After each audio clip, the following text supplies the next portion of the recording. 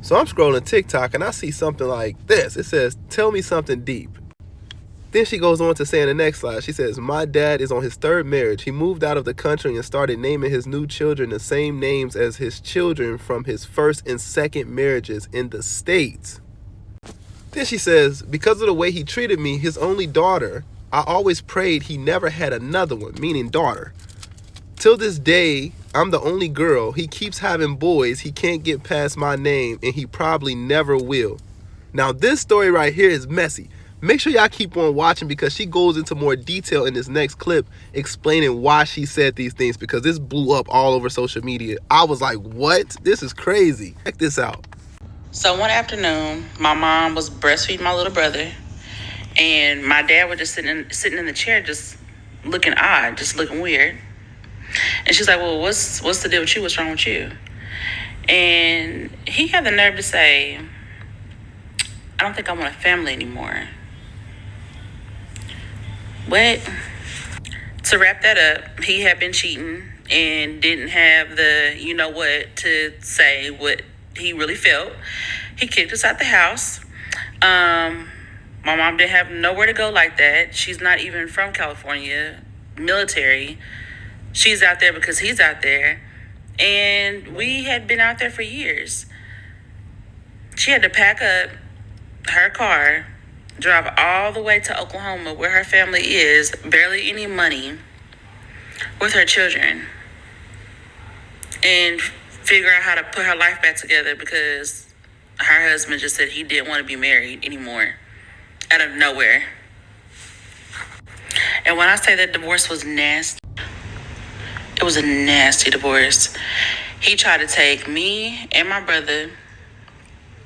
He was lying. He kept calling CPS on my mama, lying, saying that she was abusing us and all this crazy nonsense. Never happened.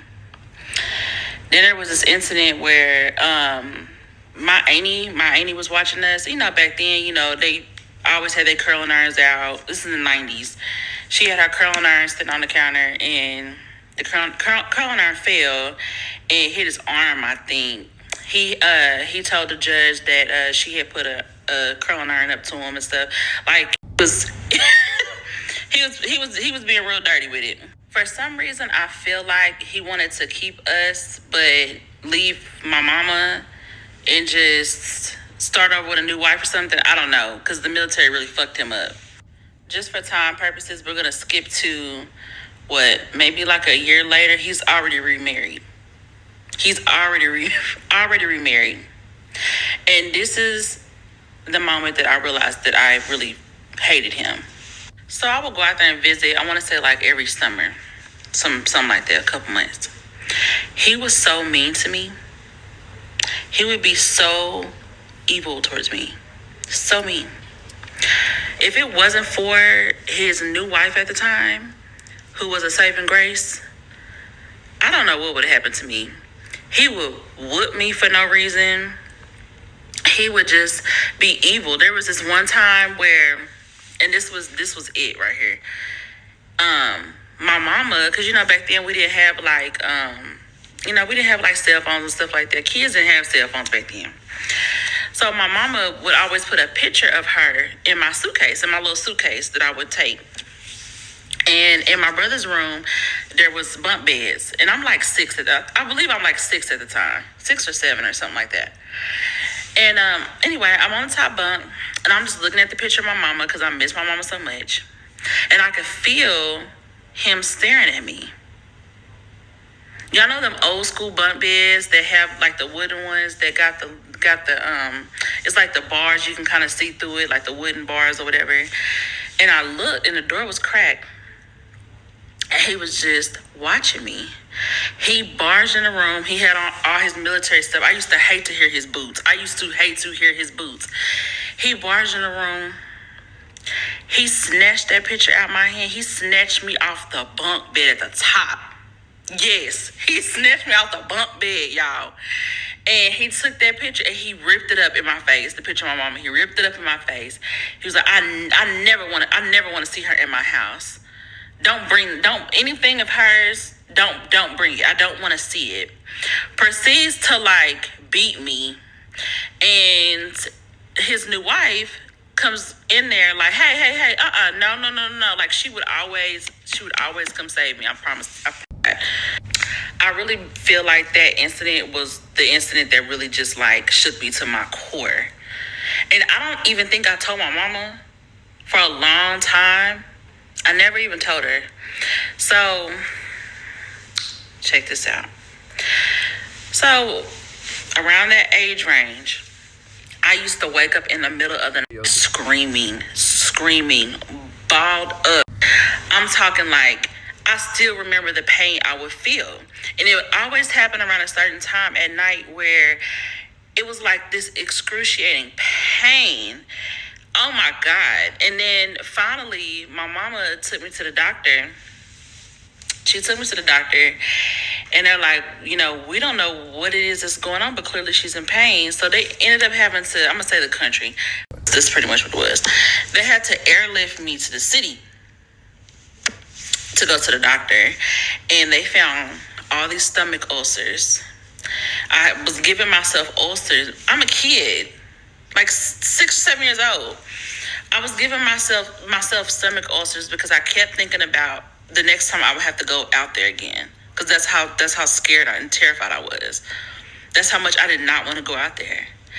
And anyway, I didn't know this part until later on, but the doctor pulled my mama out in the hallway and was like, what is this little girl going through? Like, what is it? Is there anything that she's not telling you? Or is there something that's on her mind or whatever?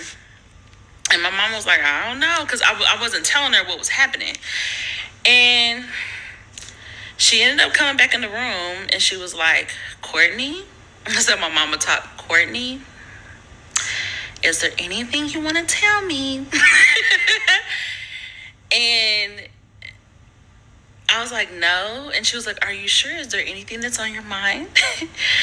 And I was like, I don't want to go back to my daddy's house. After that, she said, okay, you're not going back. And I never went back.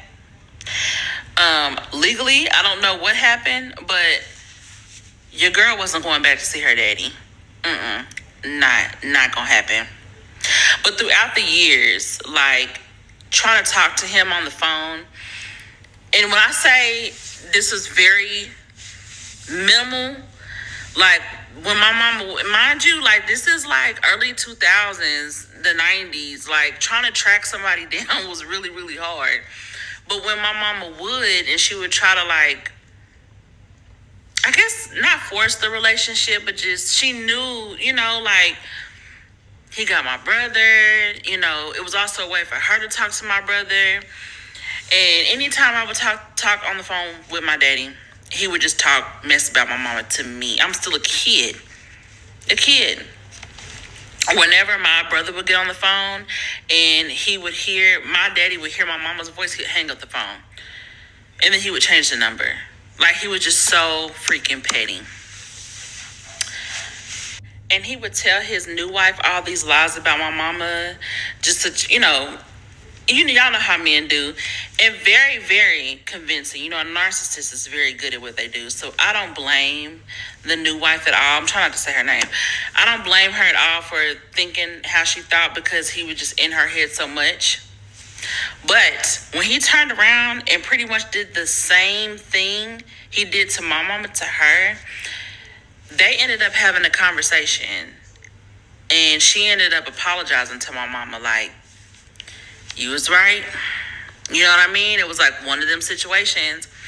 And he just moved on.